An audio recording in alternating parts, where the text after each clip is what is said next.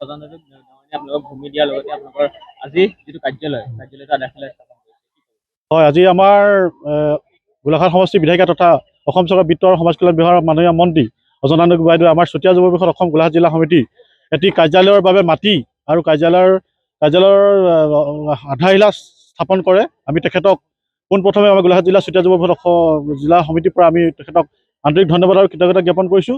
তেখেতে আমাক এই সুবিধাকণ কৰি দিয়াৰ বাবে আৰু তেখেতে নিজে আহি এই অনুষ্ঠান ভাগত যি তেখেতে আগভাগ লৈ আজি আধাৰশিলা কৰিলে তেখেতক আমি পুনৰবাৰ চতিয়া যুৱ পৰিষদ গোলাঘাট জিলা সমিতিৰ ধন্যবাদ জ্ঞাপন কৰিছোঁ। আৰু তেখেতক আমি এটা কথা ক'ব বিচাৰোঁ যে অদূৰ ভৱিষ্যতে আমাৰ চতিয়া যুৱ পৰিষদ গোলাঘাট জিলা সমিতি যিবোৰ আমাৰ কাম থাকিব তেখেতে আমাক সহযোগিতা কৰিম বুলি ইতিমধ্যে কথা দিছে আৰু তেখেতৰ লগত আমি আছোঁ আৰু তেখেতৰ সুস্বাস্থ্য কামনা কৰিছোঁ।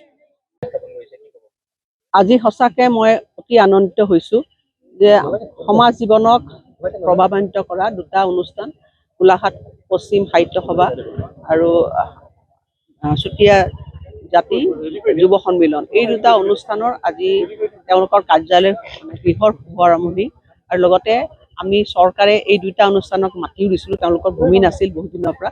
মই নিজ হাতে এই অনুষ্ঠান দুটাৰ শুভ আৰম্ভণি কৰিবলৈ পাই অতি আনন্দিত নহয় গৌৰৱান্বিত হৈছোঁ আৰু লগতে আশা কৰিছোঁ যে অতি সোনকালে দুইটা অনুষ্ঠানে সুন্দৰভাৱে গঢ় ল'ব আৰু তেওঁলোকে সামাজিক জীৱনত যি তেওঁলোকে অৱদান আগবঢ়াই আহিছে এই দুইটা কাৰ্যালয় সম্পূৰ্ণ হ'লে অনুষ্ঠান সম্পূৰ্ণ হ'লে তেওঁলোকৰ কাম কৰিবৰ কাৰণে অধিক বেছি তেওঁলোকৰ সহায়ক হ'ব।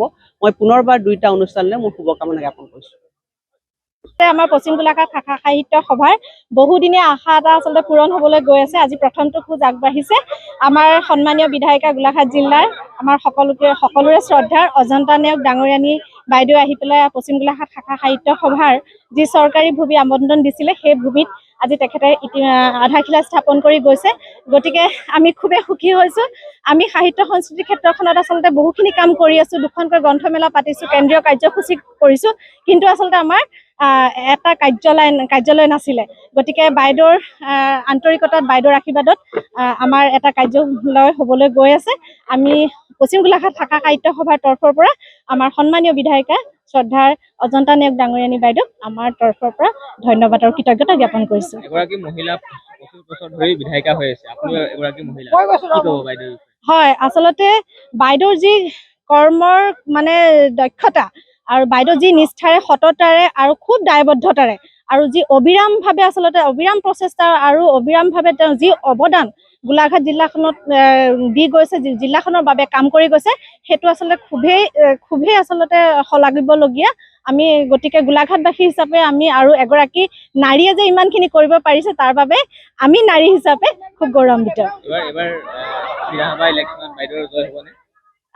এইবাৰ বিধানসভা সমষ্টিত বাইদেউ নিশ্চিতভাৱে জয় হ'ব, কাৰণ গোলাঘাট সমষ্টিত ইমানেই কাম কৰিছে। গতিকে বাইদেউ জয় হোৱাটো কোনো মানে তাত হেৰি নাথাকে মানে, গতিকে বাইদেউ নিশ্চিতভাৱে জয় হ'ব।